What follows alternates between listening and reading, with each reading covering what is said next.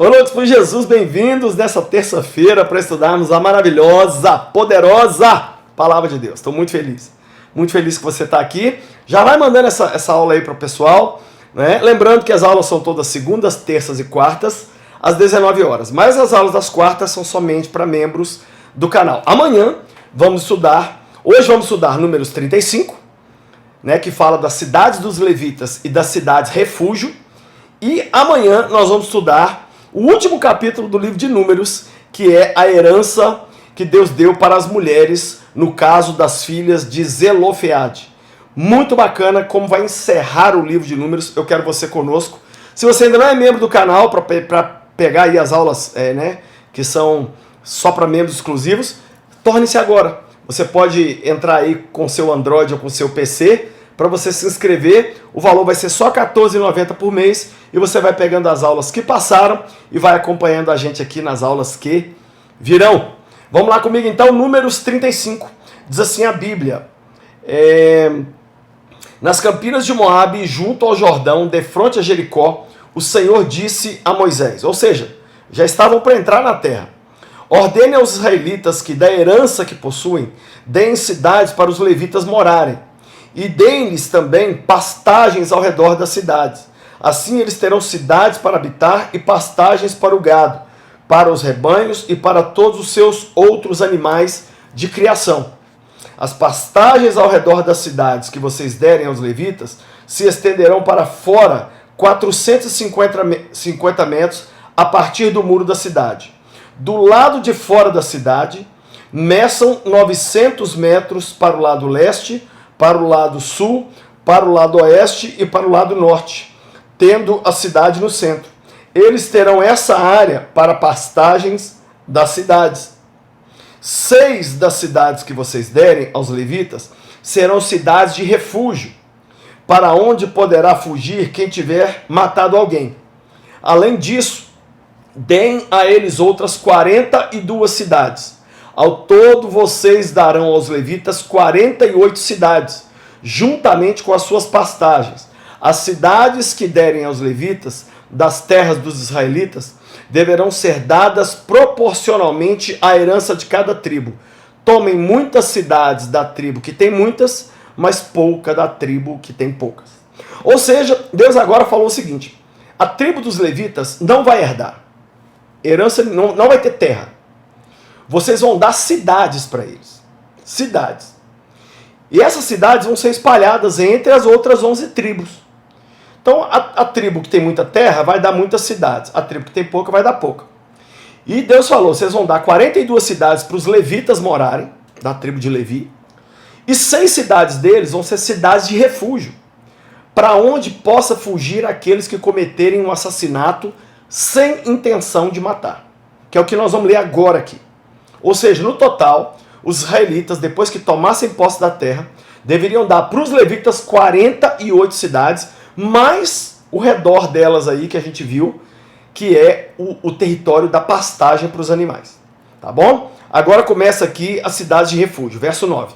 Diz também o Senhor a Moisés: diga aos israelitas, quando vocês atravessarem o Jordão e entrarem em Canaã, escolham algumas cidades para serem suas cidades de refúgio, para onde poderá fugir quem tiver matado alguém sem intenção. Elas serão locais de refúgio contra o vingador da vítima, a fim de que alguém acusado de assassinato não morra antes de apresentar-se para julgamento perante a comunidade. Então a pessoa cometeu um assassinato, ela fugia para uma dessas 6 cidades, e lá ela era julgada para ver se ela era realmente inocente e tinha assassinado sem querer, ou se tinha tido premeditação. Né? Verso de número 13. As 6 cidades que vocês derem serão 2 cidades de refúgio. As 6 cidades que vocês derem serão suas cidades de refúgio. Designem 3 de refúgio deste lado do Jordão e 3 outras em Canaã. As 6 cidades servirão de refúgio para os israelitas, para os estrangeiros residentes e para quaisquer outros estrangeiros que vivam entre eles, para que todo aquele que tiver matado alguém sem intenção possa fugir para lá. Se um homem ferir alguém com um objeto de ferro, de modo que essa pessoa morra, ele é assassino. O assassino terá que ser executado. Ou se alguém tiver nas mãos uma pedra que possa matar e ferir uma pessoa de forma que ela morra, é assassino. O assassino terá que ser executado. Ou se alguém tiver nas mãos um pedaço de madeira que possa matar e ferir uma pessoa de modo que ela morra, é assassino. O assassino terá que ser executado. Verso 19. O vingador da vítima matará o assassino. Quando o encontrar, o matará. Se alguém com ódio empurrar uma pessoa premeditadamente ou atirar alguma coisa contra ela de modo que ela morra, ou se com hostilidade der-lhe um soco provocando sua morte, ele terá que ser executado. É assassino. O vingador da vítima matará o assassino quando encontrá-lo. Quem é o vingador da vítima? O familiar mais próximo, que é aquele que mais sentiu a perda da pessoa. Esse é a pessoa que vai matar o assassino. Verso de número 22 agora Deus vai explicar. Todavia, se alguém sem hostilidade empurrar uma pessoa ou atirar alguma coisa contra ela sem intenção, ou se, sem vê-la, deixar cair sobre ela uma pedra que possa matá-la e ela morrer, então, como não era sua intenção e não pretendia feri-la, a comunidade deverá julgar entre ele e o vingador da vítima de acordo com essas leis. A comunidade protegerá o acusado de assassinato do vingador da vítima e o enviará de volta à cidade de refúgio para onde tinha fugido. Ali permanecerá até a morte do sumo sacerdote, que foi ungido com óleo santo. Então, sem querer, uma pessoa matou a outra. Aí, essa pessoa foge para a cidade de refúgio. Dessa cidade de refúgio, ela ia ser julgada. O vingador da vítima ia lá e ia dizer assim, ele matou por querer. A pessoa ia dizer, eu matei sem querer. Aí os levitas iam julgar. Quando eles dessem o julgamento, se a pessoa fosse o assassino, fosse condenada como assassina, o vingador da vítima tirava ela da cidade e matava. Se ela fosse considerada inocente, ela ficava morando na cidade de refúgio até o sumo sacerdote morrer. Era essa a lei. Né? Agora olha o verso 26. Se, contudo, o acusado sair dos limites da cidade de refúgio para onde fugiu, e o vingador da vítima o encontrar fora da cidade, ele poderá matar o acusado sem ser culpado de assassinato. O acusado deverá permanecer em sua cidade de refúgio até a morte do sumo sacerdote. Somente depois da morte do sumo sacerdote poderá voltar à sua propriedade. Estas exigências legais serão para vocês e para suas futuras gerações, onde quer que vocês vivam. Então o cara não podia sair mais da cidade de refúgio. Tinha que ficar lá até a morte do sacerdote. Verso de número 30. Quem matar uma pessoa terá que ser executado como assassino, mediante depoimento de testemunhas. Mas ninguém será executado mediante o depoimento de apenas uma testemunha. Então, você não pode ouvir só uma pessoa, tem que ouvir várias. Não aceitem resgate pela vida de um assassino. Ele merece morrer. Certamente terá que ser executado. Matou alguém? Tem que ser morto. Não dá para matar um animalzinho num lugar.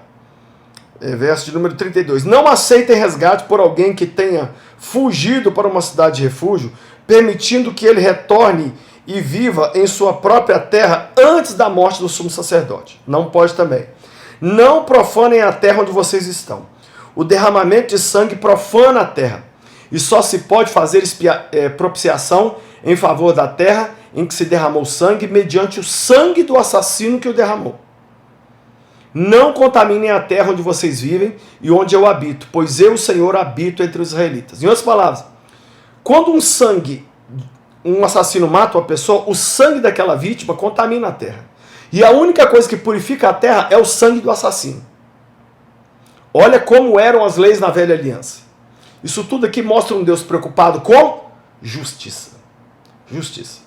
Temos que ser pessoas que oram e prezam pela justiça. Principalmente hoje, no Brasil de hoje, queremos ver justiça. Pai, em nome de Jesus, nos ajude a sermos pessoas justas como o Senhor é justo. Todas essas leis mostram o quanto o Senhor não quer nem que a pessoa que errou saia sem punição, nem que o inocente seja culpado. Ajuda-nos a sermos como o Senhor, justo em tudo, em nome de Jesus. Foi abençoado com a aula de hoje? Se foi, deixa aquele like aí para mim, deixa um comentário, manda essa aula para alguém assistir. Lembrando que amanhã, dia de aula para alunos exclusivos do canal, vamos estudar o último capítulo de Números, o capítulo 36, né, que vai falar aí dessa herança que as mulheres vão receber. Se você ainda não é membro do canal, torne-se agora. Se você se inscrever por um Android ou por um PC, é apenas R$ 14,90 por mês. Aí você vai pegando as aulas junto comigo, porque ainda vamos estudar a Bíblia por mais 5 anos. É muita coisa. Passa na loja do Lucinho, adquire lá essa Bíblia linda, que é a Bíblia que eu uso. Olha, somos loucos de amor por Jesus, no texto da Nova Versão Internacional. Tem esse devocional para casais, você vai junto com o seu mozão estudar devocionais diários para buscar a Deus juntos, como Flechas, que fala sobre como educar filhos no temor do Senhor, e esse livro maravilhoso, O Cuidado do Corpo. Você tem que ler esse livro, é extraordinário. Na loja do Lucinho tem muitos livros, bíblias, camisas, pulseirinhas loucos por Jesus, e comprando acima de R$170, o frete é grátis para todo o Brasil.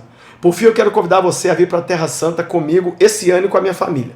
Iremos em outubro desse ano, de 2025, para Dubai e Israel. Já temos quase 1 ano de gente, mas ainda tem 5 vagas. Acesse agora o site viagemcomlucinho.com.br, veja lá o roteiro, o preço, a forma de pagamento, o parcelamento de muitas vezes vai caber no seu orçamento.